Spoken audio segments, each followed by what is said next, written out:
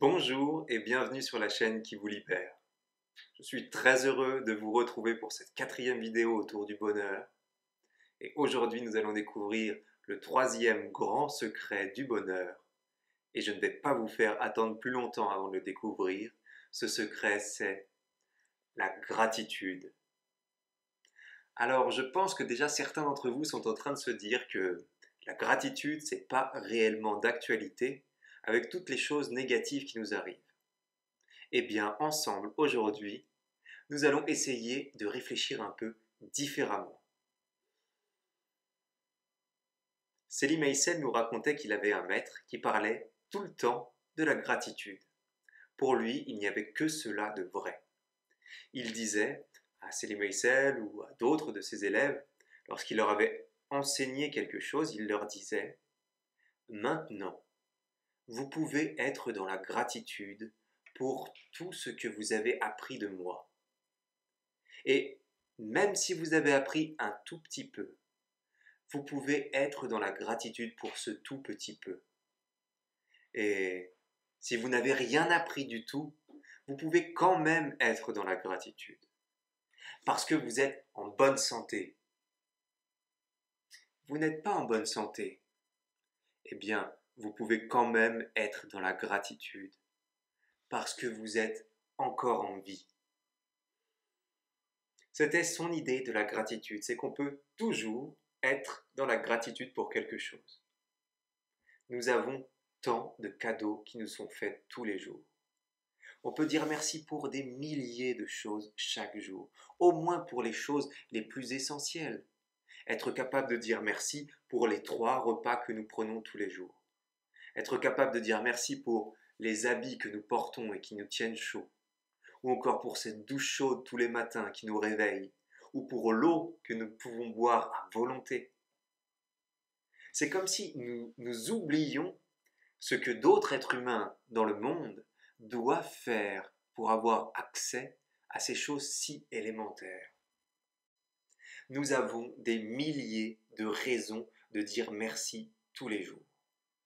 Et ça, c'est un des secrets du bonheur. Être capable de dire merci le plus souvent possible, extérieurement comme intérieurement. Il est possible que beaucoup de personnes ne ressentent pas la gratitude, surtout dans une période difficile où on a l'impression que tout ce qui nous arrive est négatif. Eh bien alors on peut réfléchir à la chose suivante. Habituellement nous utilisons la comparaison à partir d'un sentiment d'infériorité ou bien de supériorité en nous-mêmes, ce qui nous conduit à rien de bien. Mais de temps en temps, on peut utiliser la comparaison, juste de temps en temps, pour se comparer à toutes ces personnes qui actuellement souffrent, vivent des situations de malheur, voire des situations dramatiques. Et face à ce constat, peut-être que certains d'entre vous, qui pensaient que tout était négatif, vont pouvoir voir toutes les bonnes raisons qu'ils ont de pouvoir dire merci. Toutes les choses pour lesquelles ils peuvent être dans la gratitude. Et il y en a beaucoup. Si comme moi vous voulez avancer un petit peu sur le chemin de la gratitude, il existe un exercice très simple que l'on peut pratiquer plusieurs fois par jour, 1 ou 2 minutes selon le temps qu'on a. Il suffit pour cela, on peut le faire ensemble, fermer les yeux et reprendre conscience que nous respirons. Prendre conscience de cet air qui entre en nous et qui sort. On inspire, on sent l'air qui entre dans les narines. Et lorsque l'air vient se déposer au centre de la poitrine proche du cœur, on dit intérieurement merci pour la première chose qui vient. Et on expire. Et à nouveau, on inspire. Merci pour autre chose encore.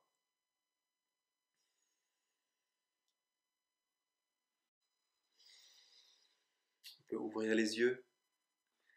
Cet exercice a pour but que petit à petit, à force de le pratiquer, on ressente la gratitude. Et qu'on le ressente au début ou qu'on ne le ressente pas n'a pas d'importance. L'important, c'est de pratiquer la gratitude, car c'est un des secrets du bonheur. Et ce n'est pas seulement un des secrets du bonheur, c'est également un des secrets de tous les chemins spirituels authentiques. Céline Meissel nous disait: comment voulez-vous vous éveiller à votre propre esprit si vous ne vous éveillez même pas à tous les cadeaux qui vous sont faits tous les jours? On ne peut s'éveiller à son propre esprit sans s'être éveillé d'abord à l'esprit de la gratitude. Et un bon moyen pour s'éveiller d'autant plus rapidement à cet esprit de la gratitude, c'est de faire quelque chose qui va peut-être paraître à certains d'entre vous un peu particulier au début. C'est dire merci, même aux choses négatives qui nous arrivent. Exemple, il y a quelque temps, j'avais des difficultés relationnelles avec une personne proche de moi. Et dans la situation actuelle, il est arrivé que j'ai pensé réellement que cette personne allait mourir. Il y a eu une période un peu difficile intérieurement, et à la suite de cette période, je suis ressorti avec beaucoup plus d'amour et d'amitié pour cette personne.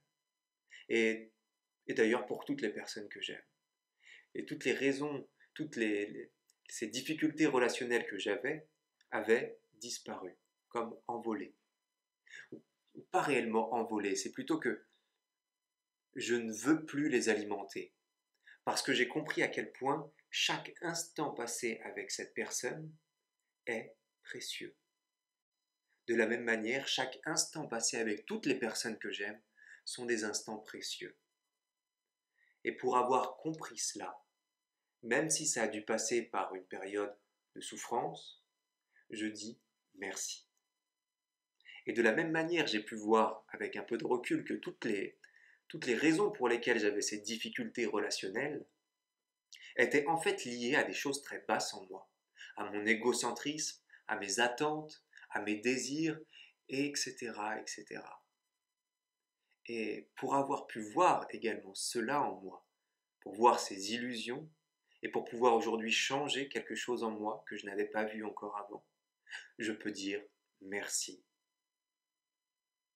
C'est comme si ces oppositions extérieures, ces situations négatives, nous permettaient, à travers nos réactions, de voir qui nous sommes réellement, pas celui pour qui on se prend.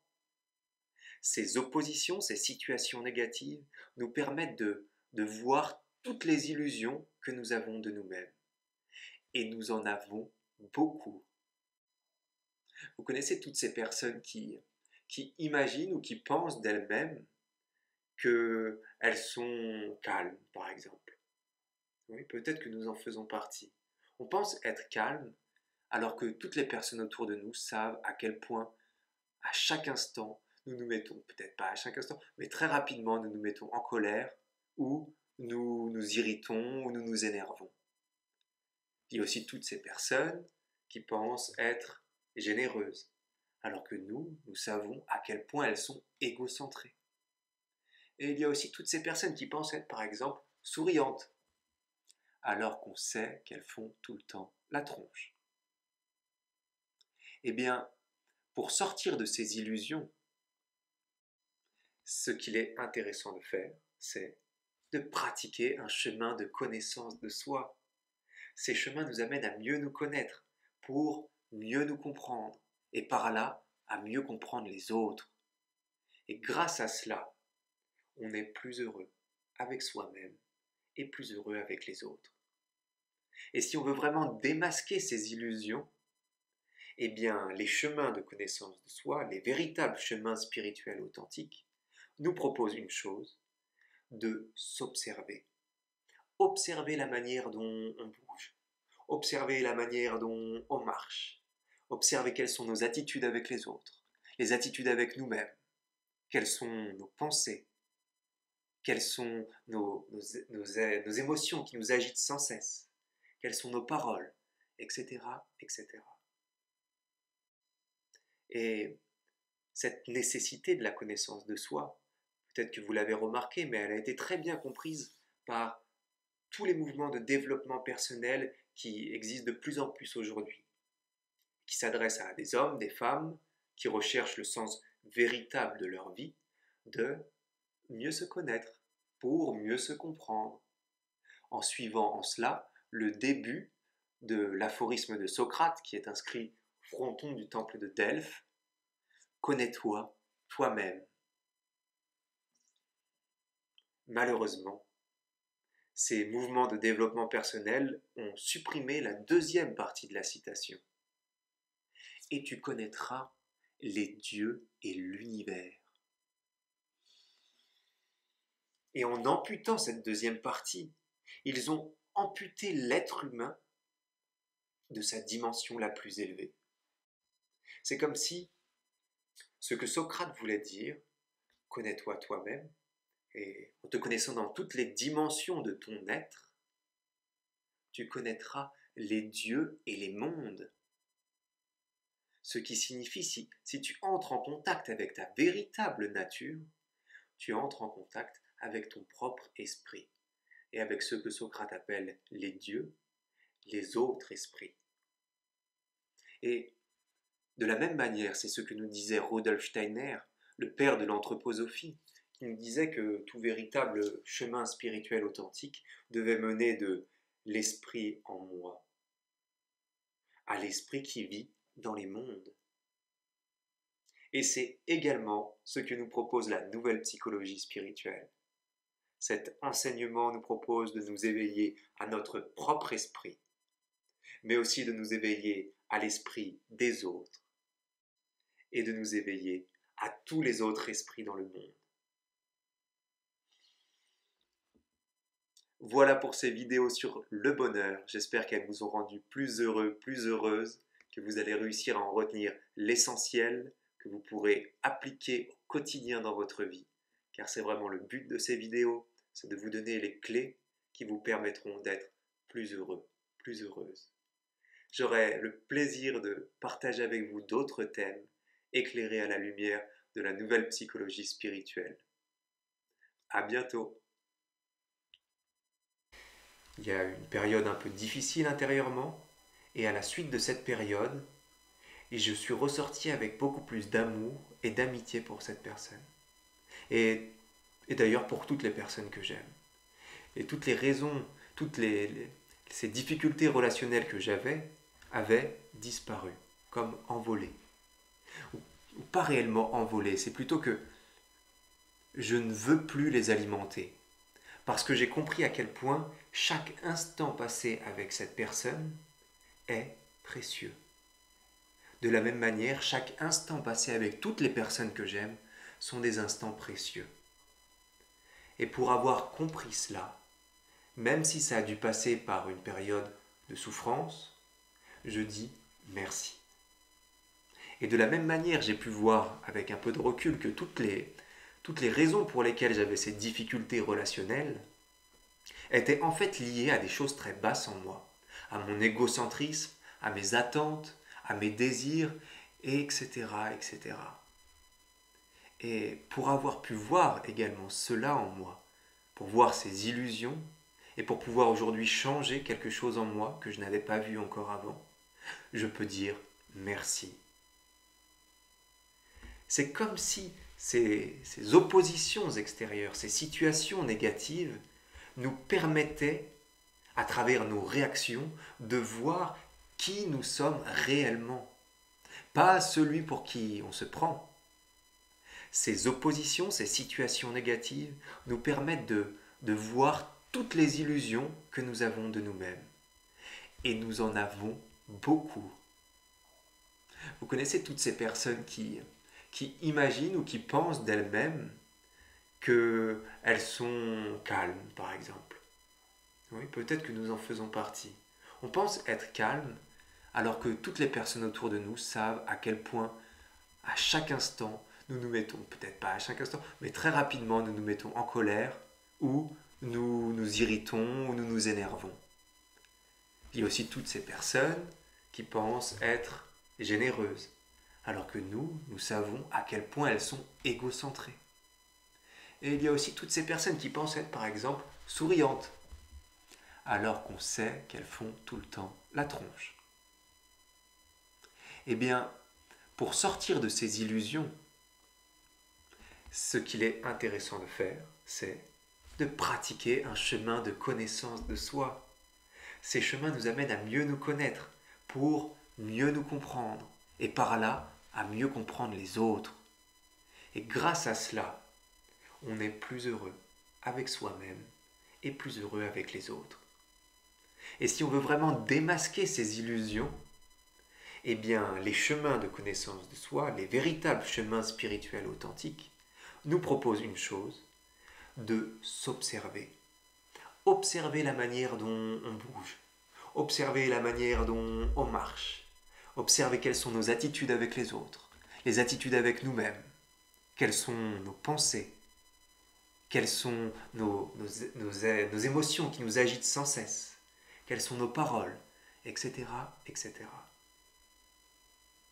Et cette nécessité de la connaissance de soi, peut-être que vous l'avez remarqué, mais elle a été très bien comprise par tous les mouvements de développement personnel qui existent de plus en plus aujourd'hui, qui s'adressent à des hommes, des femmes, qui recherchent le sens véritable de leur vie, de mieux se connaître, pour mieux se comprendre, en suivant en cela le début de l'aphorisme de Socrate qui est inscrit au fronton du temple de Delphes. Connais-toi toi-même. Malheureusement, ces mouvements de développement personnel ont supprimé la deuxième partie de la citation. Et tu connaîtras les dieux et l'univers. Et en amputant cette deuxième partie, ils ont amputé l'être humain de sa dimension la plus élevée. C'est comme si ce que Socrate voulait dire, connais-toi toi-même, et en te connaissant dans toutes les dimensions de ton être, tu connaîtras les dieux et les mondes. Ce qui signifie, si tu entres en contact avec ta véritable nature, tu entres en contact avec ton propre esprit et avec ce que Socrate appelle les dieux, les autres esprits. Et de la même manière, c'est ce que nous disait Rudolf Steiner, le père de l'anthroposophie, qui nous disait que tout véritable chemin spirituel authentique devait mener de l'esprit en moi à l'esprit qui vit dans les mondes. Et c'est également ce que nous propose la nouvelle psychologie spirituelle. Cet enseignement nous propose de nous éveiller à notre propre esprit, mais aussi de nous éveiller à l'esprit des autres et de nous éveiller à tous les autres esprits dans le monde. Voilà pour ces vidéos sur le bonheur. J'espère qu'elles vous ont rendu plus heureux, plus heureuses, que vous allez réussir à en retenir l'essentiel, que vous pourrez appliquer au quotidien dans votre vie. Car c'est vraiment le but de ces vidéos, c'est de vous donner les clés qui vous permettront d'être plus heureux, plus heureuse. J'aurai le plaisir de partager avec vous d'autres thèmes éclairés à la lumière de la nouvelle psychologie spirituelle. À bientôt!